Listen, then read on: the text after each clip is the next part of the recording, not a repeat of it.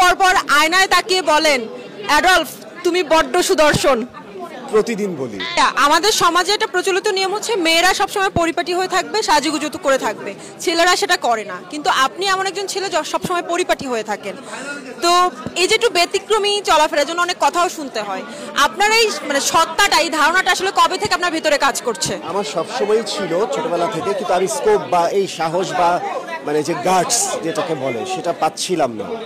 তো যখন আমার একটা জায়গা হয়ে গেল ইন্ডাস্ট্রিতে, আমার একটা নাম জায়গা বা একটা পায়ের নিচের মাটিটা শক্ত হয়ে গেল, তখন আমার কাছে মনে হলো যে অ্যাকচুয়ালি আমি যেটা ফিল করি, আমি আমাকে যেভাবে দেখতে পছন্দ করি, যা পড়তে যেভাবে সাজাতে বা যা যা করতে পছন্দ করি, দিস ইজ দ্য টাইম যে আমি আমার নিজের মতো করে মুভ করব এবং রান করব।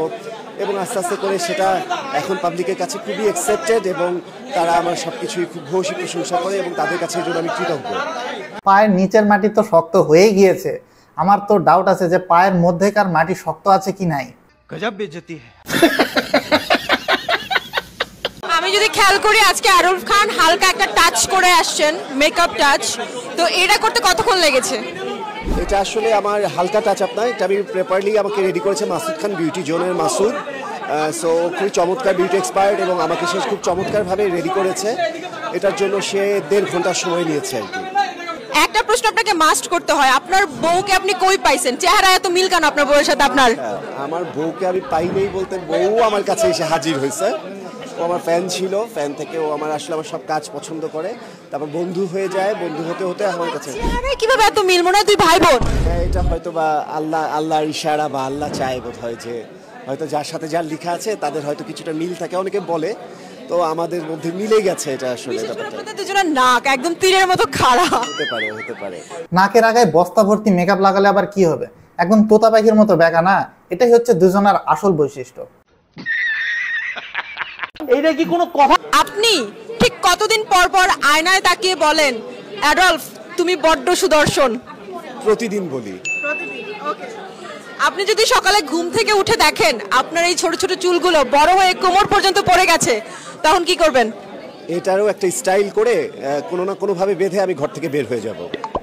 মানে কোনো চিন্তা করতে হবে না, সেই স্টাইলও আমি এমন গেট আপ নিব, সেই স্টাইলটাও একটা কাজে লেগে যাবে। চুল বড় হলে আর কি বা হবে? অথবা নারকেল তেলে সে অ্যাড করবে, তাও ভালো। ধারাভাষ্যকার চুল বড় হওয়ার কথা বলেছে, অন্য কিছু বড় হওয়ার কথা বলেনি। ফ্যাশন আগে নাকি নিজের বউ আগে? ফ্যাশন আগে। ও মাই গড, আমি এতটা একদমই আশা করিনি। কারণ আমি ফ্যাশন করি বলে ও আমাকে আরো বেশি ইন্সপায়ার করে, ও আমাকে আরো বেশি অনেক বেশি ইন্সপায়ার করে এবং ওইটা নিয়ে আমি আরো বেশি ফোকাস হলে ও এটাতে অনেক খুশি হয়। সো ওকে খুশি করতে হলে বা ওকে পেতে গেলে আমার আগে এটাতে আরো বেশি জোর দিতে হবে। আপনার বিয়েতে আপনি কাকে দাওয়াত দিবেন না? যারা আসবে খাবে কিন্তু খেয়ে গিয়ে আবার গসিপ করবে, তাদের থেকে একটু দূরে থাকবো আর কি। বিষয়টা তো এমন হলো না যে ডিম আগে না মুরগি আগে। এর দাওয়াত যে খেতে যাবে তারা আগে গসিপ করবে, পরে তো করবে না, কারণ খাওয়ার পরে তো চাচা আপন প্রাণ বাঁচা। আর আমার তো মনে হয় এর বিয়ের প্রথম দাওয়াতের কার্ড যে পাবে সেটা হচ্ছে রুমি করিম।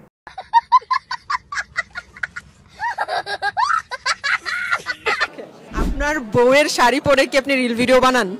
না, ও শাড়িই পরে না, বেসিক্যালি ও কখনো শাড়িটারি পরে না। আমি যখন ওই ক্যারেক্টারগুলো করি সেগুলো হলো নানান রকম আম্মুর বা অনেক রকম বুয়ার ক্যারেক্টারগুলো করি বা অনেক রকম নানি মামির চরিত্রগুলো করি। এগুলো আমার ক্যারেক্টারগুলো খুব হিট, দ্যাটস ওয়াই করি। এখনও ওর সাথে আমার পোশাক আশাক শেয়ারিংয়ের ব্যাপারটা চলে আসেনি। তাও তো ভালো, শাড়ি নিয়ে কথা বলেছে, অন্য কোনো পোশাকের কথা বলেনি। যদি অন্য কোনো পোশাকের কথা বলতো তাহলে ভাবুন তো বিষয়টা কেমন হতো।